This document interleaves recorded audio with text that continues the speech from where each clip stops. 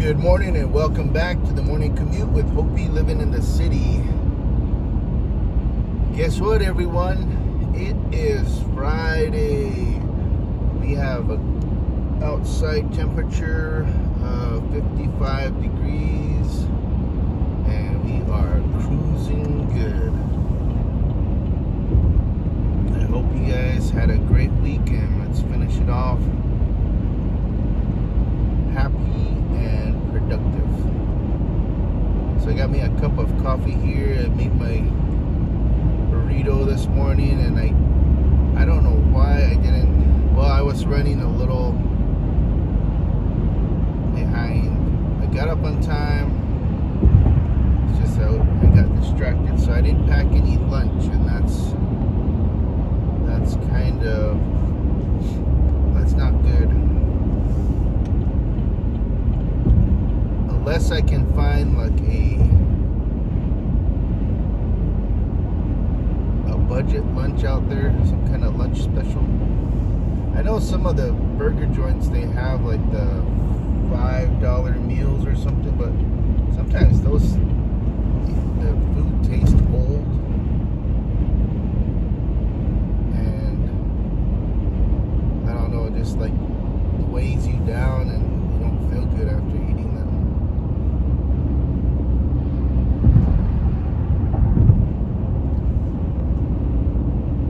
But it is a nice day. We got some clouds up north. And we are going to listen to some of the news, okay? Those are some of the solutions Bob Bagby came up with to lure audiences to his family-owned and operated theater chain, B&B Theaters. We want people to linger longer. That's our theme, linger longer at B&B. Bagby is CEO of the fifth largest cinema chain in the country, and he's executive board chairman of Cinema United, which recently rebranded from its former acronym NATO, the National Association of Theater Owners. He says movie theaters were hit hard in recent years. Some closed, some needed to close. They were rundown buildings. But in our case, for example, we have taken several closed theaters and gutted them, remodeled them, brought them up to date with recliners, better sight and sound, new screens, bars, all those things. In fact, we just opened a theater last Thursday. Bagby says some U.S. theaters have new owners now and have spent big bucks for upgrades, and many of them have become entertainment centers and more. In our smaller towns, we're doing things like bingo, we're doing mixology classes, trivia nights, we've done knitting classes, come in and knit while you're watching the movie. We do all those things. Some cinemas offer live concerts, stand-up comedy, seminars, and panel discussions, even church services. In some sense, they're not that different than theaters that began a century ago. Silent movie theaters had mighty Wurlitzer recitals and vaudeville acts on stage. Colleen Barstow owns ACX Cinemas, based in Nebraska, with theaters in 4 other states. If anything, COVID taught us that we can't have all of our eggs in the same basket. I think being an independent, you're able to pivot a whole lot faster than any of the large chains. There's a new generation of indie theaters. Doreen Syed renovated a nearly 100-year-old theater in Cranford, New Jersey. During the pandemic, she sold popcorn to go and hosted outdoor movies. These days, she hosts pajama parties and special movie events. Even in times of recession, depression, movie theaters always did well, and we were always the most economical option for family. I know people say, oh, well, it's expensive and snacks, everything's expensive. But it is still one of the most economical things that you can do with your family. And you're creating a memory, which is priceless. And in Greenpoint, Brooklyn, film producer Emmeline Stewart turned an old warehouse into a cinema with empanadas and coquito. Stewart's Cinema and Cafe has revitalized the neighborhood and become a community center. She says during the pandemic, the theater was allowed to stay open because it became essential. I use the theater for people to watch their loved ones being buried around the country. I have a standalone cafe, so we gave away our food at 4 o'clock every day. And we would give out laptops for people to apply for unemployment, because I'm really a community type of person. The theater hosts quinceañeras and wedding proposals. It's a voting site and more. Even with all of the struggles and issues that we've had, I'm serving the community. It's not even about the movies at the end of the day. Stewart and others at CinemaCon say movie theaters are not dying, they're just changing reels. Mandali Del Barco, NPR News, Las Vegas. $1 million. It's 4,000 square feet, has 4 bedrooms and 3 bathrooms. The house was also home to former Arizona Senator Steve Pierce. Taking a look at our futures, Dow futures are tumbling for a second day. China has announced retaliations to the Trump tariffs. We're looking at futures on the Dow down 1,103, S&P down 145, NASDAQ 528. For more money news, visit the Business Center at KTAR.com. KTAR News Flash. At 5:42, this is what you need to know right now. Wall Street shuttered, and a level of shock unseen since COVID tore through financial markets. But a better-than-expected jobs report came out this morning. 228,000 jobs were added in March, according to the Bureau of Labor Statistics. A new report from the Consumer Federation of America shows a dramatic increase in your insurance premiums for your house. That's forcing many consumers to shoulder more of the burden by way of higher deductibles. 19 states, including Arizona, have filed a lawsuit challenging President Trump's executive order that makes changes to the way we run elections across America. Attorney General Chris Mays says the order would prevent Arizona counties from curing and counting mail-in ballots postmarked by Election Day. All of our top stories are just 15 minutes away. For more news, go to KTAR.com or the KTAR News app. Now let's get a quick look at those roads live in the Valley Chevy Dealers Traffic Center. Hey, John. Hey, good morning, LaDonna. Happy Friday to you. We had a car motorcycle crash southbound I-17. This happened right south of the stack. DPS troopers now have this crash off to the right. So we still have a little leftover slowing starting right at Glendale Avenue as you come southbound on the I-17. Once you get to the Durango curve, you are good to go. And right now the surface streets are looking good as well. John Roller, KTAR News. Expecting a high today of 74 degrees with a slight chance of rain. Tomorrow it's going to be mostly sunny, a high of 80, and sunshine with a high of 83 on Sunday. Your weather is brought to you by Howard Air and Plumbing. Whether replace or repair, call Howard Air and Plumbing. Now it's time for us to check in with political analyst Chuck Todd, host of The Chuck Todd Cast, which you can find at thechucktoddcast.com.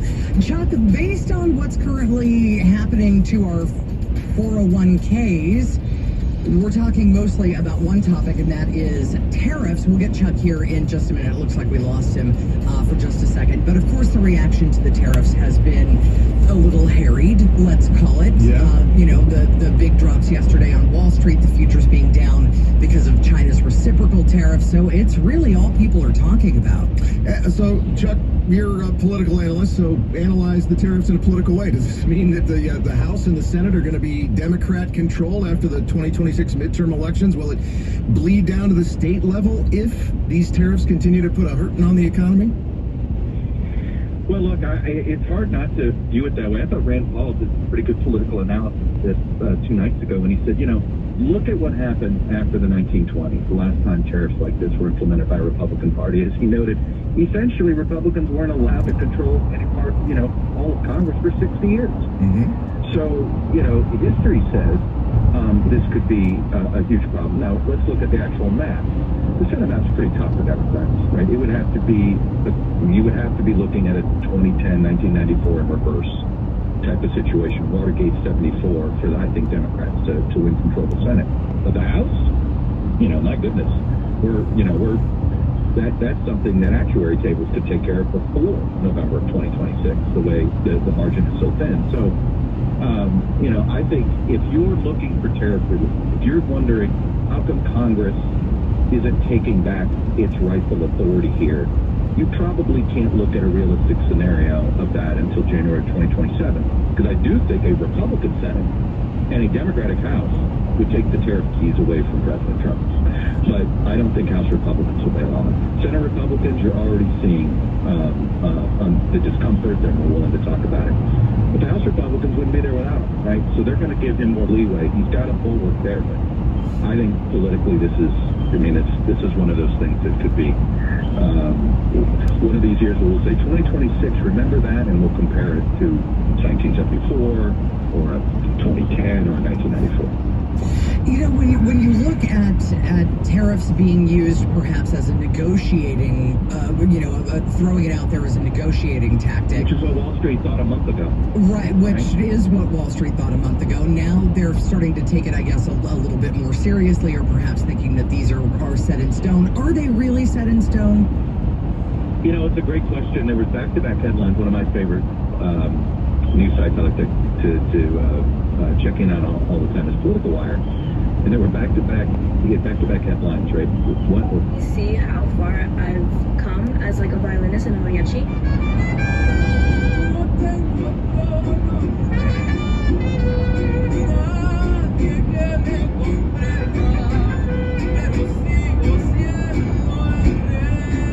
That's David Castillo, another Maryvale senior, singing one of the most famous rancheras, El Rey. He plays the vihuela. Castillo grew up on a ranch in Sonora, Mexico. He started playing mariachi when he was 8 and played gigs in Hermosillo. He moved to Arizona with his family when he was 11. A lot of the people told me a lot since I was a kid, mariachi is a way of living, it's a way of being. Mariachi is not just one style of music, it's just a way that you can communicate towards the gente and towards the people.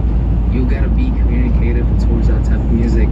Dominguez says it means everything to have mariachi programs in schools. I think people are just starting to see the value in being able to teach a folk music, that, especially here, that hits so close to home. While he wishes he'd had a chance like this when he was in high school, he's grateful for the opportunity now. I've got the best job in the world. It's cool. I feel very, very fortunate, very lucky. You can see Las Panteras de Oro perform at the La Cultura Car and Bike Show at Carl Hayden High School on April 5th. And that's KJZZ's Nick Sanchez. You can find the story, loads of pictures, at our website, and all of our news and podcasts at kjzz.org. And you're listening to Morning Edition 91.5. KJZZ is supported by St. Mary's Food Bank, providing over 300,000 meals per day to Arizona families in need, many seeking assistance for the first time. You can help at St. Mary's Food Bank. We're going to find out, maybe they were doing stuff. We didn't realize it. Right. All right, thanks a lot. That is Chuck Todd of the Chuck Toddcast, which you can find at... All right, folks, sorry about all the political news. It's either one extreme or the other, it seems. But I hope you all are going to have a great day. Happy Friday. Don't forget to hug and tell your loved ones how much you appreciate them. And let's be productive. Let's have fun. Let's enjoy the weather. And thank you so much for tuning in. We really appreciate it. We're grateful. And I have a playlist that I added.